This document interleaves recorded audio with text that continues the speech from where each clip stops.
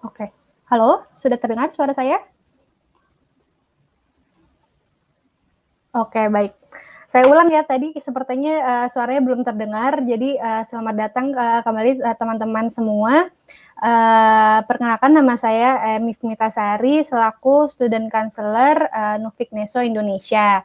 Nah, hari ini kami kedatangan tamu spesial yaitu Mbak Ariska yang merupakan alumni Belanda dari Wageningen University and Research. Mbak Ariska ini melakukan studi S2-nya di Wageningen dengan jurusan Food Technology. Nah, saat ini Mbak Ariska juga merupakan dosen dari di Departemen Food Technology di Indonesia International Institute for Life and Sciences di Jakarta. Nah, saat sore ini kami akan membahas topik yaitu plant-based meat, the future alternatives of meat. Jadi apa saja yang akan kami bahas ini ada manfaat-manfaatnya atau juga ada potensial market apa saja yang ada dari plant-based meat ini, dan juga apakah plant-based food ini lebih baik untuk kesehatan dan juga lingkungan hidup di sekitar kita. Nah, sebelum saya memulai, saya akan memberikan presentasi singkat mengenai Nufik Neso Indonesia. Nah, apakah itu Nufik dan Nufik Neso? Nah, pertama, Nufik ini merupakan organisasi non-profit dari Belanda yang mensupport internasionalisasi dalam pendidikan. Nah, kami merupakan organisasi yang didanai oleh pemerintah Belanda, dan juga kami mempunyai 10 perwakilan kantor yang ada di 10 negara lainnya. Kantor pusat kami itu sendiri berpusat di Den Haag, Belanda. Nah, ini di sebelah kiri bisa dilihat ya, ada gambar kota Den Haag ya, ada gedung dari Nufik sendiri. Nah, untuk Nufik Neso ini apa sih sebenarnya? Neso kependekan dari Netherlands Education Support Office. Jadi kami salah satu kegiatan utama kami adalah bisa dilihat di slide berikutnya, adalah memberikan education promotion atau informasi-informasi seputar study in Holland, dan juga kami memberikan konseling kepada prospective students di Indonesia. Nah, kemudian kami juga mempromosikan kerjasama antar lembaga institusi di Indonesia dan Belanda. Ketiga, kami juga mensupport Holland Alumni Network. Jadi bagi teman-teman yang sudah lulus dari Universitas Belanda, jangan khawatir, kalian juga akan difasilitasi dan akan ada banyak sekali kegiatan-kegiatan alumni maupun contohnya ada Holland Alumni Talk atau Holland Alumni Reception dan lain sebagainya yang akan kami adakan biasanya untuk memfasilitasi alumni-alumni yang berada di Indonesia ya tentunya. Nah, kemudian kami selain itu juga mengelola beberapa program beasiswa, yaitu salah satunya ada Student in Netherlands, ada Orange Knowledge Program, ada Orange Tulip Scholarship, dan EU Share. Kemudian kami juga memfasilitasi scientific research ya, menjadi kolaborasi antara Indonesia dan Belanda. Nah, bagi teman-teman yang masih mempunyai pertanyaan atau ingin mengetahui informasi-informasi seputar beasiswa, studi di Belanda, dan lain sebagainya, teman-teman bisa mengikuti online counseling kami yang diadakan melalui Zoom. Kami adakan setiap hari Senin sampai hari Kamis jam 10 sampai jam 12. Nah, selain itu teman-teman juga tetap bisa melakukan konseling melalui telepon dan juga email yang tertera di slide, atau juga bisa mengunjungi website atau sosial media kami. Nah, itu dia presentasi saya secara singkatnya ya. Nah, berikut sebelum saya memberikan floor-nya kepada narasumber kita pada sore ini, saya akan memberikan sedikit secara singkat biografi dari Mbak Ariska. Nah, tadi saya kan sudah sebutkan ya, Mbak Rizka merupakan alumni Belanda. Nah, beliau juga merupakan dosen di bidang food technology di Indonesia International Institute for Life Sciences, Jakarta. Beliau sebelumnya menyelesaikan gelar S1 di bidang Bioprocess Engineering di Universitas Brawijaya dan kemudian melanjutkan studi S2-nya di Wageningen University and Research, di mana Mbak Ariska merupakan penerima beasiswa LPDP. Nah, dalam program S2-nya, beliau mengambil program studi Food Technology dengan spesialisasi Sustainable Food Process Engineering. Di akhir masa studinya, beliau juga melakukan tesis research mengenai fraksinasi ringan protein kedelai, di mana beliau menganalisa pengaruh dari pengolahan dan larutan alkali terhadap sifat fungsional protein kedelai. Nah, beliau mempunyai minat dalam food engineering dan juga processing, terutama berkaitan dengan sustainability. Nah, itu dia singkat biografi dari Mbak Ariska. Nah, kita sedikit mau menyapa nih Mbak Ariska. Hai Mbak, selamat sore. Halo, selamat sore. Sore, apa kabar Mbak? Sehat? Baik. Baik ya Mbak. Sekarang semua online ya Mbak? Iya, betul. Terus Mengajar proses belajar mengajarnya ya? Iya, betul. Baik. Termasuk online juga. Oke, jadi Mbak sekarang sudah bisa dilanjutkan dengan Mbak Ariska untuk presentasinya. Oke, Mbak iya. Rizka. Oke, terima kasih Mbak Emi. Oke, sebelumnya saya mau berterima kasih dulu ya, karena saya sudah diajak gitu bergabung di sini untuk sedikit membagikan cerita gitu tentang plant-based meat ya. Jadi saya Ariska, saya salah satu faculty member di I3L di Food Technology.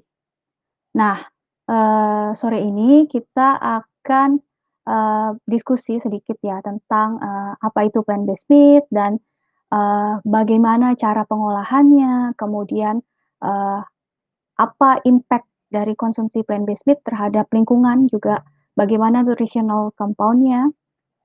Yang pada dasarnya sebenarnya kita sebagai orang Indonesia itu sudah cukup sering ya konsumsi plant-based meat ya, kayak tempe, tahu gitu ya. Oke, jadi langsung aja kita masuk ke slide-nya.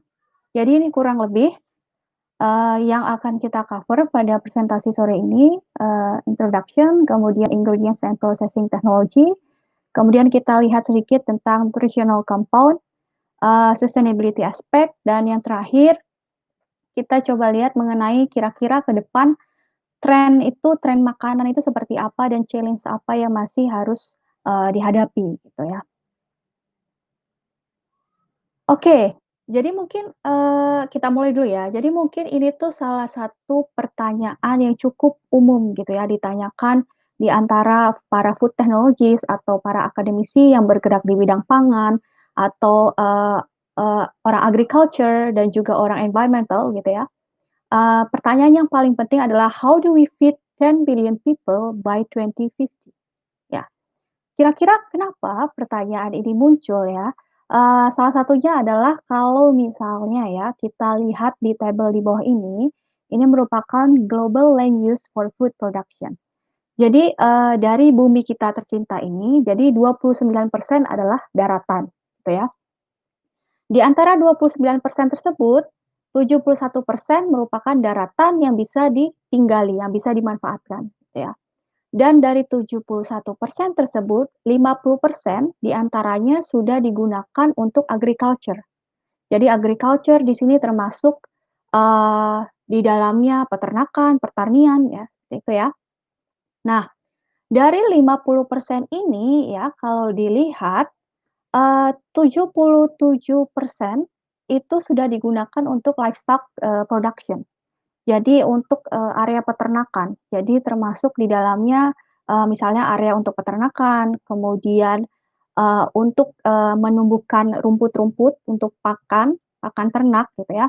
Dan sedangkan hanya 23%, digunakan untuk crops gitu ya. Jadi termasuk di dalamnya adalah biji-bijian, kemudian beras, beberapa jenis vegetables, and also, fruits gitu ya, jadi buah dan sayuran. Nah, Kalau misalnya ya kita lihat dari bawah sini ya, dari 77% lahan yang kita sudah berikan untuk peternakan ternyata, hanya menghasilkan 18% kalori.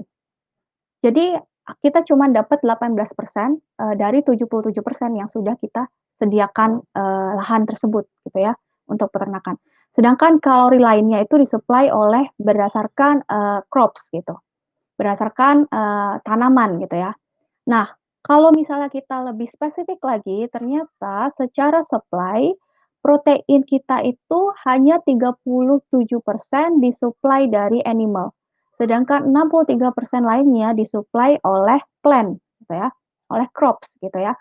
Kok kenapa sih maksudnya, lahan sedemikian besar gitu ya, disediakan untuk, peternakan, untuk, livestock production, tetapi hasilnya kecil gitu ya, kalau misalnya kita compare dengan lahan yang digunakan untuk, menanam tanaman gitu ya. Kenapa ini bisa terjadi ya? Salah satu di antaranya adalah karena inefficient food conversion. Oke, jadi apa itu, inefficient food conversion? Jadi, kalau kita lihat di sini sebenarnya ada beberapa kategori ya. Yang utama adalah feed conversion ratio. Jadi feed conversion ratio adalah definisinya adalah berapa kilogram pakan yang harus kita kasih ke animal, ke hewan, supaya memproduksi 1 kilogram daging atau 1 kilogram protein yang bisa kita makan. Oke, jadi asumsinya semakin kecil berarti artinya semakin efektif gitu kan. Nah, kalau misalnya dilihat di sini ya, ini, sapi gitu ya, kurang lebih kita harus memberi, sapi itu pakan sekitar 6 sampai 10 kilogram gitu ya, 6 sampai 10 kilogram untuk menghasilkan 1 kilogram, protein, 1 kilogram daging yang bisa kita konsumsi gitu ya. Yang artinya kalau kita lihat di sini ini, tidak efisien gitu. Ya, kenapa kita menyediakan lahan sebegitu besar, kemudian hasilnya kecil gitu. Apa yang bisa dilakukan dari sini gitu. Kemudian kalau kita lihat dari water consumption, ini juga, sapi juga cukup besar ya, 15.400. Kemudian kalau kita lihat dari carbon footprint, itu yang dihasilkan, masih sapi beef masih dominated gitu ya. Nah, padahal sebenarnya seperti yang kita tahu bahwa, konsumsi daging itu selalu meningkat. Jadi orang hari ini itu lebih banyak makan daging daripada orang 10 tahun yang lalu. Dan akan ada kemungkinan bahwa di tahun 2050, bahwa konsumsi daging, permintaan akan daging ini akan selalu meningkat gitu. Jadi, kita tahu bahwa lahan kita semakin terbatas ya, populasi manusia semakin banyak, lahan kita semakin terbatas untuk pertanian, dan permintaan daging semakin banyak gitu loh. Jadi kira-kira apa sih salah satu, eee solusi atau alternatif gitu ya, how do we solve the problem gitu ya. Jadi ada beberapa cara atau alternatif yang bisa dilakukan. Nah, salah satunya yang mau, saya bahas hari ini adalah, terkait dengan plant based meat, oke.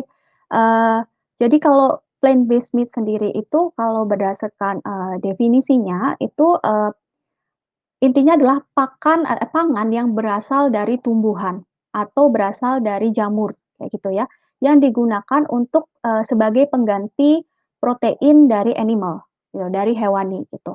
Nah, plant based meat ini sendiri sebenarnya bisa dikonsumsi, eee, secara individually atau bisa menjadi bahan campuran untuk makanan lainnya, seperti itu.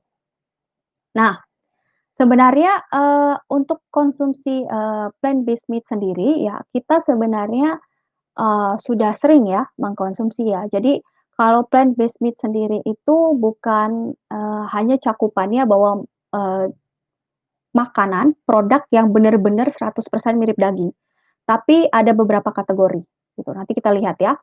Nah, salah satu di antaranya adalah seperti tempe, tahu, itu dikategorikan sebagai, plant-based meat gitu ya, dan bisa merupakan, protein alternatif yang bisa, kita konsumsi gitu. Nah, jadi kalau mungkin, juga, ada yang pernah makan, veggie burger gitu yang dari beans, black beans gitu atau campuran jamur biasanya, nah itu juga tergolong sebagai plant-based meat gitu ya. Atau yang makan tempe tahu setiap hari gitu, jadi itu juga termasuk di antaranya konsumsi plant-based meat gitu. Nah, tetapi apa sih sebenarnya yang membedakan antara meat ya, jadi daging dari animal sama daging ya, bebek daging, plant-based meat gitu ya. Yang membedakan yang pertama tentu saja dari sumbernya. Jadi kalau meat daging dia pasti sumbernya berasal dari hewani gitu ya, dari hewan. Sedangkan kalau plant-based meat sumbernya otomatis berasal dari tanaman. Nah, tanaman sendiri bisa berarti biji-bijian, kacang-kacangan, kemudian ada juga yang menggunakan wheat atau ada juga yang menggunakan jamur, ada juga alternatif alga dan sebagainya. Tuh. Kemudian yang kedua adalah nutritional content, gitu yang membedakan. Kalau meat itu sendiri sebenarnya yang membedakan itu meat itu dia terdiri dari uh, kompleks amino acid ya. Jadi esensial amino acidnya itu dia cover semuanya. Nah, sedangkan untuk plant-based meat atau yang berasal dari tumbuhan, tidak semua amino acidnya tercover gitu ya. Jadi itu ya mungkin salah satu lag-nya gitu. Untuk masalah fat, misalkan kalau misalkan animal product itu biasanya dia termasuk tinggi di saturated fat-nya, yang artinya itu nggak bagus buat kita. Dan animal fat itu juga biasanya dia tinggi akan kolesterol, gitu ya, dan itu nggak bagus buat kita. Sedangkan kita tidak bisa menemukan kolesterol di tanaman, gitu. Jadi ya dari segi situ sih kalau plant-based meat lebih bagus gitu ya, kalau kita lihat dari sisi itunya, gitu ya. Kemudian yang ketiga adalah sensory aspek. Jadi kalau misalnya kita makan daging kan kayak chewy, apa ya, kayak juiciness gitu ya, jadi kayak ada rasa tertentu. Nah, kayak yang membedakan itu sebenarnya kalau di daging, di meat itu dia untuk fat-nya itu sendiri dia melting point-nya beda-beda. Jadi ketika dimasak, ada fat yang langsung meleleh, ada fat yang tetap solid. Itu kenapa kalau kita makan daging itu rasanya kayak chewy, terus kayak juiciness gitu. Nah, sedangkan kalau di tumbuhan, ya kita makan blend aja gitu, nggak ada rasa seperti makan daging gitu ya. Nah, kira-kira apa yang bisa kita lakukan gitu untuk mengcover itu? Nah, ini sendiri adalah salah satu mind map ya yang saya ambil dari The Good Food Institute gitu ya. Ini cukup bagus sih menurut saya. Jadi dia mengkategorikan plant-based meat menjadi 4 gitu. Yang pertama adalah nature mimic of the meat. Jadi contohnya di sini adalah seperti nangka muda. Jadi kalau kalian lihat nangka muda itu kan sebenarnya berserat ya. Nah, seperti itu. Yang kedua adalah contohnya seperti functional meat. Jadi functional meat itu contohnya seperti TVP atau textured vegetable protein. Jadi kalau misalnya ini juga gampang sih ditemukan kalau ke supermarket, terus habis itu beli itu di hydrate, nanti biasanya dia kayak bentuk sponge gitu. Terus yang ketiga adalah products not similar to meat. Jadi contohnya kayak veggie burger atau tempe atau tahu gitu ya. Memang tidak ditujukan untuk menyerupai daging, tapi ditujukan sebagai salah satu alternatif gitu ya, pengganti daging gitu ya. Yang terakhir adalah produk similar to meat. Nah, ini nih yang menarik dan ini yang akan saya bahas hari ini. Jadi contohnya itu kayak Beyond Meat atau Impossible Burger, kalau misalnya ada yang pernah makan gitu ya. Di Indonesia emang belum masuk sih, jadi memang dia menyerupai daging gitu ya, benar-benar kayak daging dari rasa, aroma, kemudian texture dan sebagainya. Oke. Nah, kemudian sekarang pertanyaannya nih, sekarang yang akan kita bahas itu sebenarnya yang terakhir sih. Jadi gimana caranya kita membuat daging dari tanaman. Jadi mengubah ini ya sebuah soy, tanaman soy ini menjadi daging gitu ya.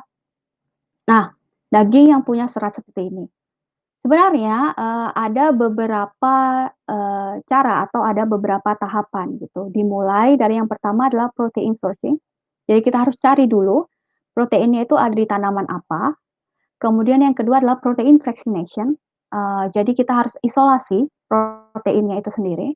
Yang ketiga adalah ingredient formulation, karena kita tahu bahwa, daging itu dia nggak cuma protein, tapi juga ada fat, juga ada water, juga ada bindernya, karbohidratnya gitu ya. Dan yang terakhir adalah processing. Jadi kira-kira teknologi apa yang bisa dilakukan, seperti itu. Nah, ini juga sama, saya ambil ini dari, The Good Food Institute gitu ya. Jadi bahas mengenai, protein sourcing, terus habis itu isolation, formulation, processing, dan terakhir adalah distribution.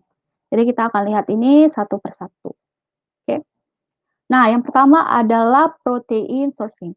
Jadi, pada intinya, pada tahapan ini adalah mencari, jenis tanaman apa yang menghasilkan protein yang sesuai untuk pembuatan plant-based meat, gitu ya. Jadi, untuk saat ini tahapannya itu bisa berarti, mencari proteinnya itu dari, berbagai jenis kedelai, kemudian ada juga yang carinya dari, jamur, ada yang juga dari alga gitu ya, atau dari, jackfruit atau dari nangka muda gitu ya. Nah, peluang dari tahapan ini itu adalah sebenarnya kalau misalkan ya, kita sudah tahu nih bahwa, protein ini yang dibutuhkan gitu ya. Nah, yang diharapkan adalah mungkin dilakukan sebuah genetic engineering gitu. Jadi misalnya si kedelai ini dia bisa menghasilkan protein lebih tinggi yang sesuai, fungsinya untuk membuat plant based meat dan juga mudah diisolasi. Jadi mudah diambil proteinnya gitu, mudah diekstraksi gitu ya. Nah, jadi tahapan ini termasuk, tahapan, yang penting gitu ya, karena sebenarnya, source dari protein itu banyak sekali dan belum semua kita explore, seperti itu. Nah, kalau dari data itu sendiri ya sebenarnya, secara dominan itu kebanyakan untuk saat ini plant-based meat itu dia industrinya itu memakai soy gitu ya, kedelai atau pea protein. Padahal sebenarnya untuk tanaman-tanaman lain kalau kita lihat di sini protein kontennya itu cukup tinggi kan, untuk slide yang sebelah kanan, untuk gambar yang sebelah kanan, protein kontennya cukup tinggi kan dan, ini juga berpotensi gitu ya untuk menjadi salah satu bahan baku dalam pembuatan, plant-based meat itu sendiri. Kemudian tahapannya, jadi setelah kita punya nih, punya, tanaman apa kira-kira yang akan kita bisa gunakan gitu, yang selanjutnya adalah protein fractionation. Jadi pada tahapan ini, pada intinya tuh kita ingin mengekstrak protein. Jadi kita ingin dapatkan proteinnya semurni mungkin, supaya bisa digunakan untuk bahan plant-based meat, gitu. Nah, salah satu caranya adalah biasanya yang digunakan adalah proses chemical, jadi penambahan asam basa gitu, kemudian untuk, mendapatkan supaya proteinnya itu concentrate gitu. Jadi kita habis itu setelah proteinnya concentrate, kemudian, kita pisahkan gitu. Nah, protein inilah atau biasanya disebut dengan protein isolate atau protein concentrate inilah yang digunakan untuk, sebagai bahan baku dalam pembuatan plant based meat itu sendiri. Kalau di slide ini mungkin dilihat ini adalah salah satu contoh dari fractionation ya. Jadi kalau kita lihat prosesnya itu cukup kompleks ya karena seperti apa ya, penambahan asam basa untuk mencapai pH tertentu gitu supaya proteinnya agregat gitu ya. Kemudian setelah itu harus dipisahkan, setelah itu harus di-drying, kemudian baru kita dapat powdernya, gitu ya. Nah, yang tadi itu sebenarnya, yang master thesis yang saya lakukan gitu, waktu saya, ambil master di Belanda, gitu. Nah, setelah itu, setelah kita dapat, mmm, setelah kita dapat, bahan-bahannya, yang tidak kalah penting sebenarnya adalah bagian dari formulation. Jadi bagian dari formulation ini adalah, kita tahu bahwa meat itu, daging itu sebenarnya tidak cuma terdiri dari protein, tapi dia itu ada fat-nya, terus ada binders-nya, terus ada flavor-nya, yang membuat itu menjadi sebuah daging gitu ya. Nah, oleh karena itu dalam ingredient formulation ini sangat penting ditentukan, protein mana yang mau dipakai gitu. Bisa misalnya kita pakai TVP gitu untuk aplikasi yang lebih gampang, atau Vital Wheat Gluten, biasanya kalau mau buat kayak kayak stick-stick gitu, kayak tekstur stick gitu, atau Mycoprotein. Jadi ini yang dipakai sama Quort, salah satu perusahaan itu di UK. Atau kita juga bisa campur dari protein concentrate atau protein isolate dari beberapa jenis beans gitu ya, bisa jadi dari soybean atau dari pea protein atau dari chickpeas dan lain sebagainya, tuh. Kemudian, yang kedua yang tidak kalah penting adalah penambahan binders. Jadi binders ini bisa berarti konjac, bisa berarti gum arabic, bisa berarti tapioca starch. Jadi, intinya untuk nge-bind gitu ya, jadi beberapa ingredients itu supaya dia jadi satu, gitu.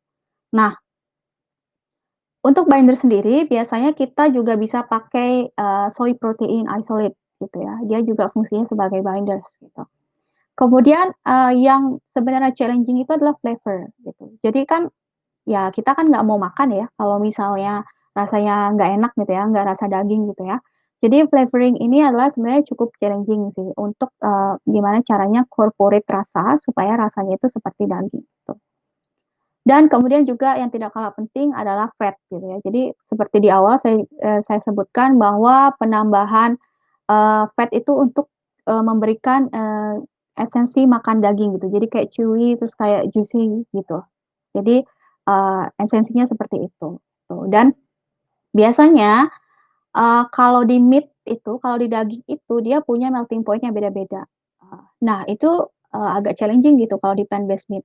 Jadi biasanya strateginya adalah penambahan, berbagai jenis fat yang beda-beda. Jadi misalnya bisa sumbernya dari canola oil, kemudian ditambah sama coconut oil dan lain sebagainya, kayak gitu. Oke, dan yang tidak kalah penting lainnya adalah setelah kita punya, beberapa ingredients adalah di bagian processing gitu ya. Jadi untuk bagian proses sendiri kalau misalnya kita ngelakuinnya homemade gitu di rumah, sebenarnya ada beberapa kayak kalau kita pakai TVP, itu di-hydrate aja gitu. Kemudian nanti dia akan bentuk seperti sponge gitu. Tapi kalau untuk industri yang besar biasanya dia pakai entah metodenya extrusion, jadi harusnya, twin screw ya, ini yang digambar ini single screw. Jadi harusnya twin ya, 2 biasanya, untuk extrusion-nya itu sendiri, kemudian untuk membentuk yang namanya, serat ya. Jadi kalau di daging itu kan, yang khasnya itu kan sebenarnya seratnya gitu kan. Jadi dengan extrusion ini, dengan spesifik biasanya ada holding time-nya, kemudian cooling time-nya, dan temperature-nya dia bisa menghasilkan serat gitu. Begitu juga dengan, metode lain seperti shear shell technology. Jadi ini pada prinsipnya dia mirip kayak rheometer gitu, untuk menghasilkan, tekstur yang seperti, berserat gitu ya, tubular texture. Nah, kemudian ini yang, kita langsung masuk ke contoh gitu ya. Jadi ini contohnya plant based meat yang ada di, market gitu ya, yang ada di dunia gitu ya. Di Indonesia sendiri sih belum masuk ya, mmm tapi ini sudah cukup terkenal gitu ya di dunia dan, personally yang pernah saya coba itu, Beyond Meat gitu ya. Jadi kalau Beyond Meat ini emang bener sih rasanya kayak daging, ya daging daging gimana ya, daging gitu. Nah, kalau misalnya ya, yang di sini kalau kita lihat, ingredients-nya, oke, jadi kita mulai dulu dari Beyond Meat ya. Kalau Beyond Meat ini dia pakainya pea protein isolate kan, pea protein isolate sebagai utamanya, kemudian dia pakai canola oil sama coconut oil sebagai fat-nya. Kemudian untuk, dia juga pakai maltodextrin gitu, ada gum arabic juga sebagai binders-nya gitu. Nah, untuk Beyond Meat ini sendiri, yang memberikan warna dia merah itu dia pakai, beet juice ya, beetroot, sehingga itu kenapa kalau di Beyond Meat itu dia warnanya merah seperti daging gitu ya, dan ketika dimasak, dia coklat seperti daging, seperti patty gitu. Itu dari Beyond Meat ya. Kalau Beyond Meat dia bahan utamanya pea protein isolate. Sedangkan kalau Impossible Meat, dia bahan utamanya adalah soy protein concentrate. Jadi dia pakai soy protein concentrate, ada coconut oil-nya juga, sama dia pakai sunflower oil, gitu. Nah, yang membedakan dari, Beyond Meat sama Impossible ini yang spesial adalah kalau Impossible ini dia pakai, yang, heme gitu ya. Jadi heme-nya itu berasal dari, eee eee, soy hemoglobin ya, soy hemoglobin. Jadi di situ itu, berasal dari, akar dari soy. Jadi sebenarnya heme itu bisa ditemukan di akar soy gitu kan. Nah, tapi untuk produksi yang lebih besar, dipindahkan ke fermentor, kemudian, dilakukan oleh yeast gitu ya, oleh bakteri, oleh yeast, sorry. Dan, fungsi dari heme ini sendiri adalah memberikan warna merah dan rasa seperti daging. Jadi kalau misalnya Impossible ini dimasak, katanya nanti dia akan mengeluarkan cairan-cairan merah seperti daging gitu, sama seperti kita masak daging. Dan aroma dan rasanya itu seperti daging juga, itu ya.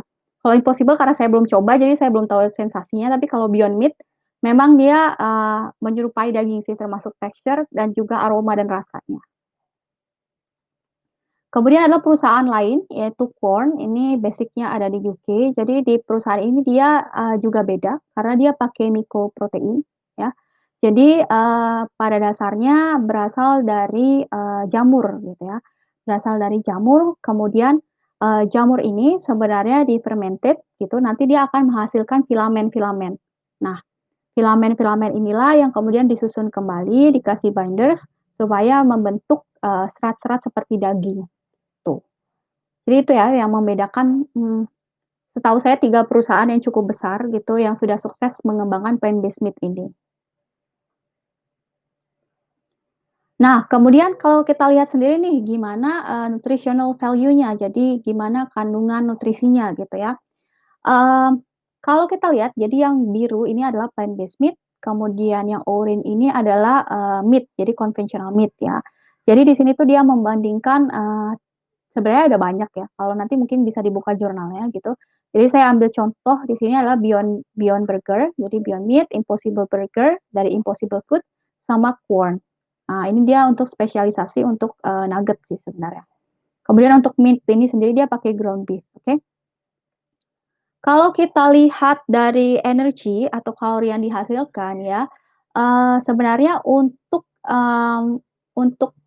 plant-based meat sama meat ini masih, cukup komparasi sih untuk total kalori yang dihasilkan gitu ya.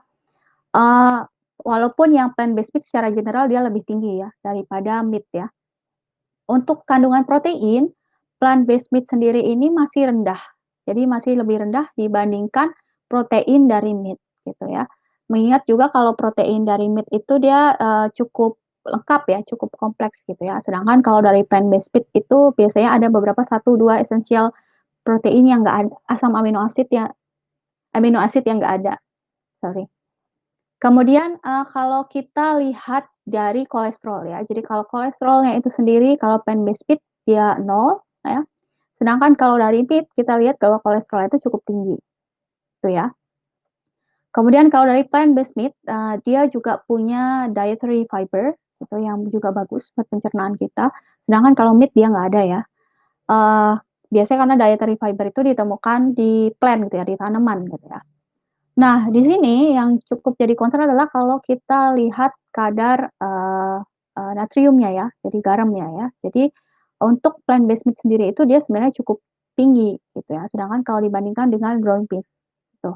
Tapi kalau kita lihat McDonald beef patty, sebenarnya kadar natriumnya itu juga, tinggi gitu ya, juga lebih tinggi ya. Padahal penambahan garam terlalu berlebihan itu sebenarnya juga tidak bagus untuk kesehatan, gitu. Nah, bagaimana dengan environmental impact-nya itu sendiri? Kalau di sini kurang lebih menjelaskan carbon footprint-nya dan, di sini dilihat bahwa beef itu dia menghasilkan carbon footprint lebih banyak ya daripada, eee, jenis, eee, plant-based meat gitu ya. Kalau di sini dia contohnya seperti bean burger gitu. Dan kalau misalnya saya coba spesifik gitu ya, jadi produk Beyond Meat, ini kalau saya cari di website-nya, dia klaim bahwa dia 99% less water, 93% less land, and 90% fewer, greenhouse gas, kemudian 46% less energi yang dibutuhkan, tuh. Untuk laporan detailnya bisa dilihat sendiri gitu.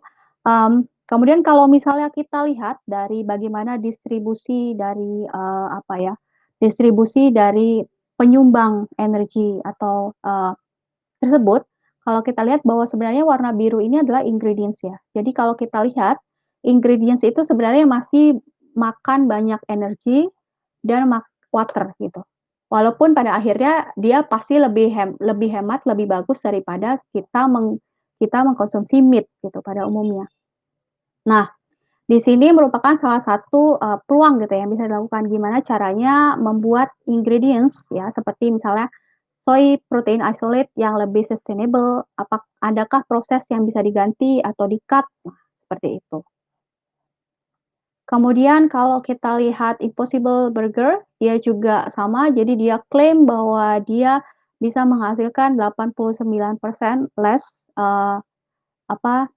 CO2 ya, carbon footprint, kemudian juga 96% land occupation, kemudian 87% water consumption. Dan ini kurang lebih perbandingannya ya. Jadi seperti yang pertama tadi saya sebutkan ya bahwa konsumsi beef dia itu lebih banyak mengkonsumsi menggunakan air dan juga greenhouse gases daripada tanaman ya. Kalau misalnya kita lihat sebelah kiri seperti rice, maize gitu ya. Dan bagaimanakah kira-kira tren atau tren ke depannya gitu ya? Sebenarnya plant based meat ini bukan berarti seperti 100% menggantikan daging gitu ya, tidak ya, karena eee, konsumsi daging sendiri itu sebenarnya masih erat gitu ya, entah itu karena culture, karena kebiasaan, juga ada beberapa aspek yang menyatakan karena kaitannya dengan religion gitu. Jadi yang bisa kita lakukan adalah sebenarnya menurun atau menekankan konsumsi dari meat dari animal itu sendiri. Jadi kalau misalnya kita lihat di tahun 2040 ya, itu diprediksi bahwa conventional meat consumption itu dia akan menurun gitu ya. Sedangkan plant-based meat dia akan slightly increase, jadi meningkat sedikit ya. Kemudian kalau yang di sini yang menarik itu sebenarnya yang meningkat tajam itu sebenarnya culture meat. Jadi culture meat ini biasa disebut juga sebagai clean meat. Jadi sebenarnya adalah daging yang ditumbuhkan di lab. Jadi intinya itu. Jadi kita nggak perlu killing animal, nggak perlu slaughtering process. Jadi dagingnya itu ditumbuhkan di lab gitu. Jadi dengan konsep cell culture pada dasarnya. Nah, untuk culture meat sendiri atau clean meat sendiri itu sebenarnya masih dalam tahap penelitian gitu ya. Sedangkan kalau yang plant based meat kan sudah sampai diedarkan kan seperti Impossible atau Beyond Meat itu udah ada di pasaran gitu. Nah, jadi apa kira-kira challenge ke depannya itu yang pertama tentu aja flavor, taste, sama texture. Dan karena kalau kita lihat sih sebenarnya kalau benar-benar mau mimik daging 100% ya, challenge-nya itu ada di texture sama ada di flavor. Karena orang mungkin nggak bakal mau ya makan kalau misalnya rasanya nggak enak atau rasanya nggak kayak daging atau masih bau-bau langu gitu kan, karena pakai soy itu kan langu baunya kan, bau-bau bini flavor gitu kan. Kemudian yang kedua adalah convenience. Jadi yang tidak kalah penting adalah ketersediaan, jadi distribution chain-nya itu supaya tersedia di market gitu ya, di supermarket misalkan. Yang ketiga yang tidak kalah penting adalah price. Nah, plant based meat ini masih jauh lebih mahal daripada conventional meat. Jadi ini juga merupakan salah satu area yang sebenarnya masih bisa di-improve ya, di bagian chain mana yang masih bisa diefisiensikan supaya harganya itu bisa bersaing dengan animal meat. Dan yang terakhir adalah nutritional value. Karena kalau kita tadi lihat, kadar garamnya itu dia cukup tinggi gitu. Dan ada kemungkinan gitu ya, mungkin beberapa puluh tahun ke depan gitu ya, kita makan daging itu bukan lagi dari hasil slaughtering process, jadi killing animal, enggak lagi. Tapi siapa tahu mungkin produksi daging itu berapa puluh tahun ke depan itu dia akan diproduksi di pabrik seperti ini gitu ya. Ada bioreaktor, ada cell culture gitu ya, atau ada beberapa equipment yang bisa digunakan, extruder gitu ya, untuk menghasilkan alternatif dari daging. Nah, tapi kita nggak tahu, tapi mungkin ada kemungkinan ke depannya meat production akan seperti ini. Oke, itu jadi sekian, presentasi dari saya, semoga bermanfaat, semoga seenggaknya ada suatu insight gitu ya, dapat ilmu baru gitu, terkait tentang plant-based meat. Oke, mungkin jika ada pertanyaan? Baik, terima kasih banyak Mbak Rizka, pastinya dong sangat, bermanfaat Tadi saya juga sangat menarik sekali ya, bisa tahu apalagi dengan cara proses untuk pembuatan dari daging berbasis tumbuh-tumbuhan dan nabati itu sendiri gitu. Nah ini saya lihat nih menarik, sudah banyak pertanyaan yang berdatangan dari Sobat Neso nih. Saya mulai dari pertanyaan paling awal dulu ya. Ini ada pertanyaan dari Vidya. Sebentar, saya publish. Oke. Vidya bertanya, oke, Kak mau tanya apakah di Belanda sudah melakukan penelitian plant-based meat, dari kapan Kak? Di Indonesia masih awam. Nah, gimana tuh Mbak Ariska? Oke, thank you pertanyaannya. Jadi sebenarnya kalau plant-based meat di Indonesia itu, kalau di Belanda itu sudah sangat lama ya. Bahkan sebenarnya ya, yang saya pernah baca itu TVP. Jadi TVP itu salah satu ingredients yang bisa dipakai untuk plant-based meat itu dia sudah ada sejak tahun 1900-an. Sudah ada penelitian itu sejak tahun itu, gitu. Jadi bahkan sudah sejak lama banget gitu, tapi kayak beberapa perusahaan yang baru berani mengeluarkan itu seperti Beyond Meat, Impossible itu sekitar 2000-an sekian, 2018 2000-an sekian ya, saya lupa persisnya. Itu baru diproduksi di pabrik dan secara massal. Tapi kalau di Belanda sendiri itu termasuk sudah cukup populer ya, apalagi di Wageningen University. Dia sebenarnya salah satu pelopor dari plant-based meat itu sendiri. Jadi kayak hair cell technology itu sebenarnya invention-nya dari Wageningen University.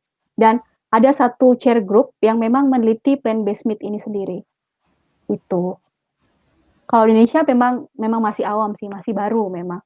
Karena challenge-nya itu kayak ini tuh orang Western, orang Eropa itu dia sudah shift gitu loh. Jadi kayak ini tidak sustainable, ini tidak baik untuk kesehatan, jadi harus ganti gitu ya. Sedangkan kalau kita mungkin orang di Asia kayak ya baru makan daging kemarin sore, masa tiba-tiba suruh ganti makan daging palsu gitu kan. Jadi ya mungkin memang masih baru sih. Gitu. Oke. Terima kasih Mbak Rizka sudah menjawab pertanyaan Vidya. Nah ini ada lagi nih pertanyaan dari Alisa. Sore Mbak Ariska, izin bertanya, jika plant-based meat diproduksi secara massal di pabrik, bagaimana perbedaan pada masa simpanannya antara meat asli dengan plant-based meat? Kemudian menurut Mbak Ariska sendiri, apakah plant-based meat seperti daging burger dapat diproduksi secara massal di Indonesia, mengingat market di Indonesia juga belum terlalu aware dengan makanan jenis ini, sehingga secara rasa dan harga mungkin tidak sesuai dengan market. Ditambah lagi dengan kurangnya kesadaran akan kesehatan dan ketahanan pangan. Nah, gimana Mbak? Mau jawab yang pertanyaan pertama dulu kali ya? Iya, oke, menarik ya. Jadi sebenarnya kalau untuk perbedaan masa simpannya, kalau untuk plant-based meat sendiri ini dia cukup stabil ya. Jadi karena biasanya dia itu dijualnya dalam bentuk frozen.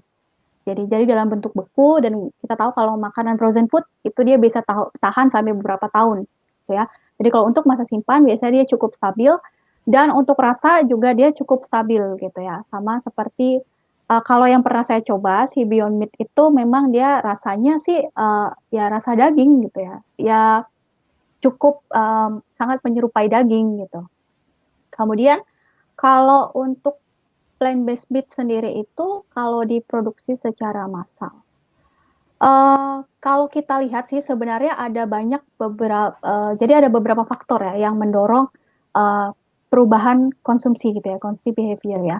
Salah satu diantaranya adalah kalau menurut saya yang bisa jadi yang bisa menjadi faktor pendorong itu pertama adalah generasi. Jadi kalau sekarang ini generasi milenial, anak muda, itu mereka biasanya cenderung untuk bicara tentang sustainability, bicara tentang aware tentang kesehatan. Jadi kalau misalkan diikuti dengan perkembangan ekonomi yang membaik, sebenarnya pasar ini masih ada gitu loh. Pasar ini sangat besar dan ya menurut saya peluang itu ada gitu ya. Mungkin tidak sekarang, tapi beberapa tahun ke depan ada gitu. Karena saya sendiri juga udah lihat gitu kalau di Indonesia memang ada beberapa company gitu kayak startup gitu yang memproduksi plant-based meat ini sendiri gitu. Walaupun mungkin belum mencapai seperti level Beyond Meat yang kayak benar-benar Beyond Meat. Tapi arah ke situ menurut saya masih ada peluangnya. Gitu. Oke. Jadi tadi sudah dibahas ya kenapa maksudnya mengenai produksi secara massal ini. Saya mau tanya juga nih Mbak Ariska. Sebetulnya kan tadi udah menjelaskan ya manfaat-manfaat dari plant based meat itu sendiri.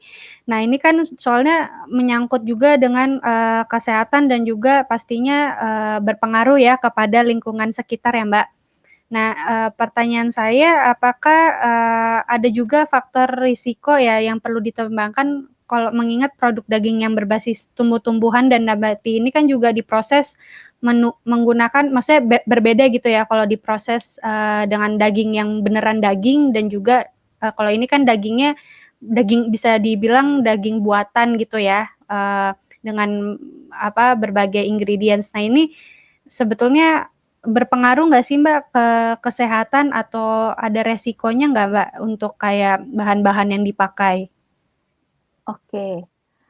Jadi kalau sebenarnya kita bicara mengenai nutrisi gitu ya. Tadi kalau misalnya di tabel itu tadi dia menyebutkan bahwa termasuk plant-based meat itu termasuk kalau saya lihat itu dia cukup tinggi di kadar natriumnya ya. Jadi mungkin bahwa sebenarnya konsumsi natrium terlalu tinggi kan tidak bagus ya, nggak bagus gitu ya buat kesehatan. Jadi resikonya mungkin ada di situ. Nah, yang kemudian yang kedua adalah um, plant-based meat ini termasuk highly processed food karena kayak untuk mengekstrak proteinnya itu sendiri dia prosesnya panjang gitu.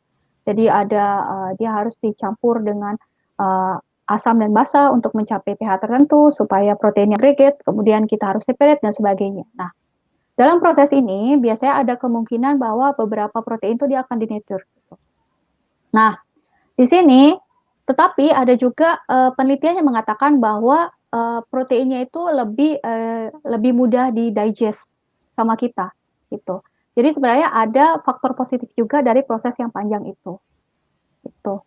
Dan kalau misalnya kita bicara tentang nutritional aspek juga, sebenarnya kayak kalau beef, kalau daging asli itu dia dengan kita makan daging itu sebenarnya uh, amino acid, jadi essential amino acid yang kita butuhkan itu sebenarnya sudah tercover dari daging itu. Gitu. Tapi kalau plant-based meat mungkin ada beberapa jenis amino acid gitu yang tidak tercover gitu. Walaupun seperti contohnya methionine gitu ya. Methionine itu tapi dia bisa ditemukan di soy. Nah, tapi jumlahnya itu masih sedikit. Jumlahnya itu lebih sedikit daripada kalau kita konsumsi daging. Jadi biasanya salah satu strateginya itu untuk mengcover berbagai jenis nutrisi itu biasanya protein yang ditambahkan tuh macam-macam. Gitu. Jadi nggak cuma dari soy, tapi bisa jadi misalnya ditambahin ada pea protein atau ada chickpeas atau sebagainya. Tuh. Oke, baik Mbak. Terima kasih sekali untuk jawabannya Mbak. Ini mengingat waktu yang sebentar lagi ya, kita tersisa sekitar 7 menitan, bisa mungkin 2 atau 3 pertanyaan ya. Ini ada nih menarik mengenai berhubungan dengan kolesterol nih Mbak. Jadi ada pertanyaan dari Desnastias Luciana. Pada pembuatan plant-based meat, kan menggunakan beberapa minyak untuk fungsi tertentu. Apakah itu tidak menyumbang nilai kolesterol dari plant-based meat? Dari tabel tadi nilainya 0 untuk nilai kolesterolnya. Oke. Jadi kalau misalnya kolesterol itu sebenarnya cuma bisa ditemukan di animal ya, animal fat sebenarnya ya. Jadi kalau untuk plant-based meat itu sendiri, oil atau minyak yang digunakan itu dia biasanya dari tumbuh-tumbuhan. Jadi kayak coconut oil atau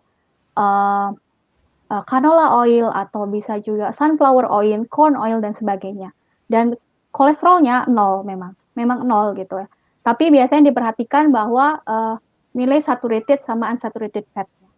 Jadi saturated fat itu jenis fat yang tidak baik untuk kita ya, saturated ya. Jadi untuk beberapa jenis oil dari plant, jadi contohnya kayak coconut itu dia saturated fatnya cukup tinggi. Nah itu biasanya ya saturated fat nggak bagus gitu loh. Tapi untuk beberapa jenis kayak olive oil gitu misalkan ya, olive oil itu dia unsaturated fat. Jadi dia lebih fatnya itu fat yang sehat, fat yang bagus. Tuh. Jadi ya itu, memang karena kolesterol kita temukannya di animal, gitu ya. Walaupun sangat sangat kecil kemungkinannya ditemukan di plant. Gitu. Oke. Tadi begitu ya jawabannya Desnastias, semoga sudah menjawab pertanyaannya. Nah ini berhubungan nih Mbak pertanyaan dari Made Merangi. Ini mengenai efek samping Mbak dari plant-based meat nih. Kak Desak mau nanya, salah satu tujuan pengembangan plant-based meat karena faktor kesehatan, mengurangi konsumsi daging, apakah ada efek samping dari plant-based meat? Oke, sebenarnya kalau misalnya kita bicara mengenai faktor kesehatan itu, seperti kurang lebih jawabannya akan sama seperti yang saya sudah jelaskan tadi ya, kalau jawaban Mbak ini. Jadi kalau misalnya untuk faktor kesehatan, jadi kalau misalnya meat itu dia mengcover hampir semua essential amino acid, gitu. Jadi dia komplit gitu ya. Jadi dengan kita makan daging itu selesai gitu ya masalah uh, esensial amino acidnya tersebut. Tapi kalau misalnya kita cuma makan plant, jadi ada beberapa salah satu atau dua jenis yang kita miss gitu. Nah, mungkin dari segi situ bisa dilihat gitu. Dan jadi strateginya adalah ya beberapa biasanya dicampur dengan beberapa protein gitu. Atau yang kedua bisa jadi karena juga kandungan mineralnya. Jadi kalau mineral di him, him di daging itu kan makanya dia warnanya merah gitu kan dan baunya itu bau-bau gimana ya, daging gitulah. Nah, itu kan sebenarnya juga dibutuhkan kan untuk tubuh kita. Nah, sedangkan kalau di plant itu dia sebenarnya ketersediaannya itu sangat kecil gitu. Dan makanya kalau misalnya untuk impossible meat ya, impossible food itu dia ngambil himnya itu dari akar soy. Nah, itu tuh bisa ditemukan dari situ. Nah, itu bisa jadi salah satu alternatif untuk mengcover kekurangan di bagian himnya itu. Oke. Baik, terima kasih Mbak untuk jawabannya. Ini ada pertanyaan lagi dari Rinda Ulfalikandi. Pembuatan plant-based meat termasuk genetically modified, Kak? Mengingat tadi ada proses isolasi protein dari sumber nabatinya. Nah, itu gimana, Kak? Oke, jadi sebenarnya kalau kita bicara genetik modified, sebenarnya tidak ada gen genetik yang diubah dari situ. Jadi proses di sini, protein isolation atau fractionation, itu pada dasarnya sebenarnya mengekstrak proteinnya. Jadi kan kalau makanan itu kan misalnya soy nih, proteinnya ada 70%. Kemudian sisanya itu ada karbohidratnya, misalnya 20%, ada oilnya 10%, misalkan ya. Kemudian yang kita lakukan adalah gimana caranya supaya kita cuma dapat proteinnya aja. Jadi itu namanya protein concentrate atau protein isolate gitu. Jadi supaya kita cuma dapat proteinnya aja. Dan itu dilakukan dengan proses kimia. Biasanya proses kimia atau pakai enzim, enzimatik atau kimia. Jadi kalau proses kimia itu pada dasarnya penambahan asam dan basa gitu ya. Kalau protein itu sebenarnya dia pada pH sekitar 4, sekian, dia akan mulai agregat, jadi dia mulai kumpul. Nah, ketika itu kumpul, kemudian nanti kita proses pemisahannya lebih gampang. Nah, kita dapat tuh protein isolate atau protein concentrate yang bisa kita pakai. Jadi itu bukan termasuk genetically modified gitu ya. Oke, jadi sudah dijelaskan ya. Jadi plant-based meat itu tidak termasuk ya Mbak, bukan termasuk genetically modified ya. Kita bisa masukkan satu pertanyaan lagi kali ya. Nah ini mengenai fungi. Pertanyaan dari Rinda Fatin Aisyah, kan mau tanya apakah ada indikator tertentu tuh menentukan fungi mana yang cocok digunakan untuk sumber plant-based meat?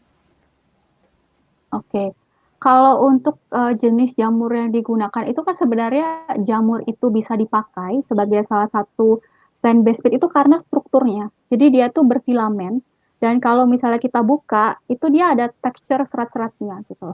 Nah, menurut saya sih jenis-jenis jamur yang seperti itu gitu lah, yang bisa dipakai untuk kalau misalnya kita mau buat plant-based meat yang mimik daging loh ya. Karena kan tadi kalau saya bilang ada beberapa jenis gitu kan. Nah, menurut saya sih jenis-jenis jamur yang seperti itu yang bisa digunakan. untuk pembuatan plant-based meat. Jadi yang dia itu memiliki serat gitu ya. Jadi kalau kita buka dia ada serat-seratnya, sama seperti juga alternatif lainnya kita bisa pakai nangka muda. Nah itu kalau dibuka itu kan dia ada serat-seratnya. Nah itu biasanya bisa jadi alternatif juga untuk buat misalnya mau bikin plant-based meat sendiri gitu di rumah gitu. Jadi hanya membedakan daging dengan bukan daging kan seratnya itu kan kalau dari segi texture. Tuh. Oke. Terima kasih sekali Mbak Ariska untuk sudah mau sharing-sharing untuk mengenai plant-based meat ini dan juga sudah mau menjawab pertanyaan-pertanyaan dari Sobat Neso semua. Nah, mohon maaf sekali nih karena waktu kita terbatas ya, jadi semuanya belum bisa dapat terjawab semua pertanyaannya. Tapi mungkin bagi teman-teman yang masih ingin bertanya, mungkin tadi bisa di-share ya Mbak, di slide tadi ada emailnya dari Mbak Ariska, mungkin bisa dikirimkan saja ya Mbak ke email Mbak Ariska. Iya, silakan. Untuk pertanyaan-pertanyaan yang belum terjawab kalau ada yang ingin ditanyakan lagi. Nah, sambil kita ini saya akan sharing survei sebelum saya closing dari acara sore hari ini. Saya akan share survei. Mohon diisi dulu. Ini merupakan survei untuk webinar sore hari ini gitu.